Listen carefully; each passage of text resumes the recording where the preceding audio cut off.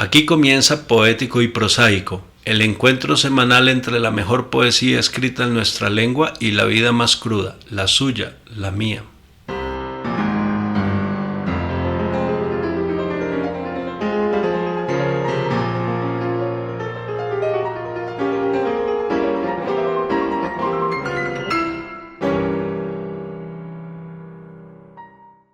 Bienvenidos al tercer capítulo de la segunda temporada de Poético y Prosaico. Y antes de cualquier cosa, yo quería pedir una disculpa porque creo que por allá en el capítulo 18 de la primera temporada yo cometí una cosa que llamamos los profesores de español que nos obsesionamos con la lengua. La mayoría no lo hace, pero algunos sí. Llamamos lapsus linguae. Es decir, es un error involuntario que se comete cuando se habla, pero que cuando uno revisa lo que dijo, pues uno dice, uy, yo dije esto, eso no es un pecado mortal, pero sí a uno lo martiriza. Entonces, yo utilicé el verbo trocar, que es como trastornar el orden de las cosas, y lo conjugué como si fuera regular. Entonces, troca, dije troca y es trueca, pero es una nimiedad, simple y llanamente es como con el ánimo de descargar mi conciencia docente. Me perdonan, pero tengo esa, ¿cómo se llama? Esa fijación con las palabras.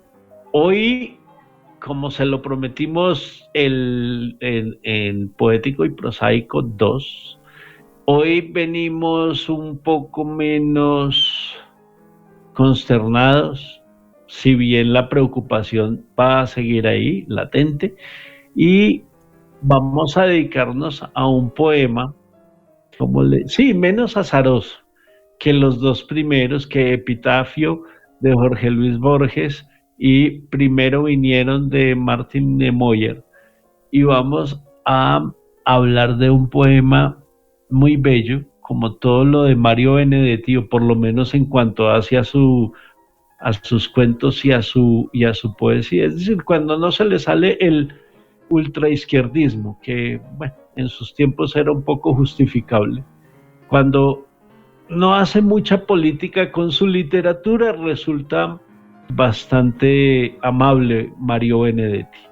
El poema que traemos para hoy se titula Currículum y dice lo siguiente, oigan esto. Dice, el cuento es muy sencillo. Usted nace, contempla atribulado el rojo azul del cielo, el pájaro que emigra, el torpe escarabajo que su zapato aplastará valiente. Usted sufre, reclama por comida y por costumbre, por obligación, llora limpio de culpas, extenuado hasta que el sueño lo descalifica. Usted ama, se transfigura y ama por una eternidad tan provisoria que hasta el orgullo se le vuelve tierno y el corazón profético se convierte en escombros. Usted aprende y usa lo aprendido para volverse lentamente sabio, para saber que al fin el mundo es esto. En su mejor momento, una nostalgia, en su peor momento, un desamparo y siempre, siempre un lío. Entonces usted muere. Punto. Es admirable ver la capacidad poética de un escritor como Benedetti, que consigue, vamos a decir, que no es que consiga compendiar la vida de cada ser humano, porque hay asuntos aquí que quizá no llegue a vivir alguna persona, pero en términos muy generales, Mario Benedetti fue capaz de compendiar la vida, la vida del ser humano medio en unos cuantos versos.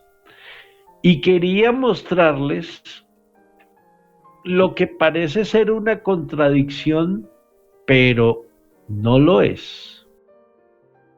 Resulta que dice, apenas comienza el poema, que por algo se llama currículum, ¿no? Claro que si se hubiera escrito hoy lo llamarían CV, ¿no? Contra la poesía, ¿no? El cuento es muy sencillo, pero al final del poema, miren lo que dice, conjugando sencillez con complejidad. La vida es siempre, siempre un lío. Y ese lío, que parecía tan sencillo con el nacimiento, concluye con la muerte. Pero vayamos por partes.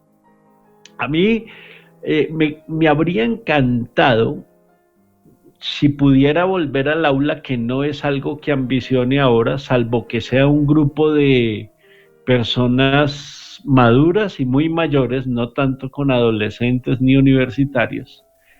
Me habría encantado discutir este poema con ellos, ojalá con personas que sobrepasen los 60 o los 70 años, porque es un poema que invita al análisis retrospectivo de una vida humana. Entonces dice, el cuento es muy sencillo, usted nace, sí, se nace, parece muy sencillo. Y aquí viene lo que podría ser la infancia, contempla atribulado el rojo azul del cielo, el pájaro que migra, el torpe escarabajo que su zapato aplastará valiente. Eso lo hace un niño. Y si es un adulto, pues será un idiota, pero esto lo hace un niño. Usted sufre, reclama por comida y por costumbre, por obligación. Llora limpio de culpas. Se llora limpio de culpas durante la niñez. Ahora, durante la niñez se llora limpio de culpas, pero creo que también en esa época se puede experimentar ya la mala conciencia, ¿no? A mí me pasó. De pronto en un exceso de, llamémoslo de grosería con la madre, con el padre, en medio de una ira, de una pataleta, ya uno empieza a experimentar la culpa, pero es cierto que el niño llora limpio de culpas y extenuado, esto me parece muy bello, hasta que el sueño lo descalifica. Aquí viene lo que podríamos entender como parte de la adolescencia y de la adultez. Usted ama, se transfigura y ama por una eternidad tan provisoria que hasta el orgullo se le vuelve tierno. Aquí se empieza a complicar la cosa porque ojalá fuera que a todo mundo le pasara esto. Entre otras cosas, uno de mis dolores inmateriales son las personas que se mueren sin saber qué es el amor erótico. Cuando uno ha amado y a uno lo han amado, le parece que a todo el mundo le pasa, pero resulta que no. Hay vidas humanas que se extinguen tal vez tras una vida muy larga y prolongada, sin haber sabido qué es eso del amor erótico, salvo por los libros que se leen o por las telenovelas que se miran, y debe de ser una tragedia muy grande. Haciendo ese ejercicio imaginario, pero alguna vez sí lo pude hacer en clase, no con este poema, claro, estoy seguro de que alguna de las personas sentadas alrededor mío o frente a mí sería capaz de decir, yo no supe en qué consistía esto que el poeta describe tan bello, cuando dice, usted ama, se transfigura y ama por una eternidad tan provisoria. El amor, que parece eterno, es provisorio. La vida misma es provisoria. Es corta, se extingue, se esfuma y a la vez parece muy larga, hasta que el orgullo se le vuelve tierno, dependiendo de a quién, ¿no? Aquí se empieza a complicar el poema. Y el corazón profético se convierte en escombros. Después del amor, que parece algo tan transparente, se empiezan a acumular, llámenlo si quieren, pecados, faltas, lo que ustedes quieran. Usted aprende y usa lo aprendido para volverse lentamente sabio. Lo mismo, ojalá y le ocurriera a todo el mundo. Por allá tenemos, ya no quiero hablar de política, no quiero enrarecer el ambiente, ya lo hicimos durante 2 programas, pero ojalá quienes nos dirigen fueran sabios. Todo lo contrario, esto no le ocurre a todo el mundo. Pero a quienes les ocurre, sí logran experimentar esto tan bello de usted aprende y usa lo aprendido para volverse lentamente sabio, para saber que al fin el mundo es esto. Oigan, esto tan bello. En su mejor momento una nostalgia. La nostalgia, creo que lo hemos dicho en otros programas, la nostalgia tiene muy mala fama, mala reputación entre mucha gente, pero yo sí lo considero un asunto muy dulce. Se sufre con dulzura, no es el sufrimiento atroz. Yo recuerdo, hablando de amores, a mis grandes amores con mucha ternura y con mucha dulzura, y me encantaría saber qué es de la vida de esas personas. La nostalgia es dulce, se sufre, pero no con dolor, o no con tanto dolor como el sufrimiento a secas. En su peor momento, un desamparo. ¿Quién puede negar que la vida es un desamparo? Y cuanto más se vive, más desamparado se está. Y siempre, siempre un lío.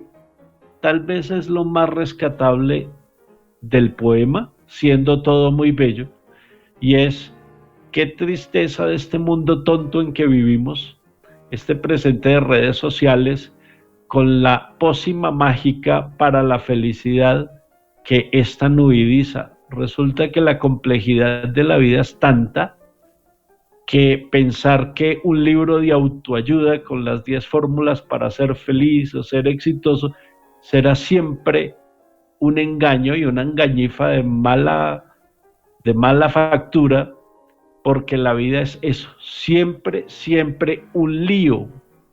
Y cuando usted aprende toda esa maravilla, se muere. Así de desconsoladora es la vida.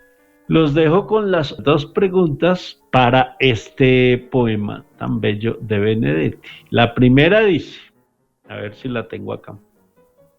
Sí. ¿Conoce usted alguna canción u otro poema que intente lo que Benedetti en Currículum? Comprimir la vida del humano medio en unos cuantos versos. ¿Conoce usted un poema o una canción tan abarcadores como esto? Y la número 2 dice, ¿cuál o cuáles de los estadios listados por el poeta no se materializaron nunca o aún no se han materializado en su vida y a qué se lo atribuye? Un saludo de parte de Planeta Radio, de Gabriel Rodolfo González y de quien les habla Gregorio Ríos. Nos vemos dentro de 8 días. Bueno, profe Gregorio, muchas gracias. Oiga, qué reflexiones, qué forma de mostrarnos ese poema ahí de Benedetti. Y con respecto a su primera pregunta, no conozco una canción, sí hay unas muy bonitas, muy reflexivas, y donde comienza hablando de la vida y termina en tragedia, pero en sí, no, tendríamos que hacer una canción, no sé, por ahí de 10 minutos. Bueno, por otro lado, profe, recordarle a todos los oyentes Poético y Prosaico, nos pueden buscar en YouTube, en Facebook, tal cual, Poético y Prosaico, nos buscan así, con su asistente de voz, con su inteligencia artificial, bueno, lo que sea. Y pues por las redes sociales de Planeta Radio, por Facebook y por Instagram. Ahí estamos publicando semanalmente todas estas publicaciones, todos estos podcasts.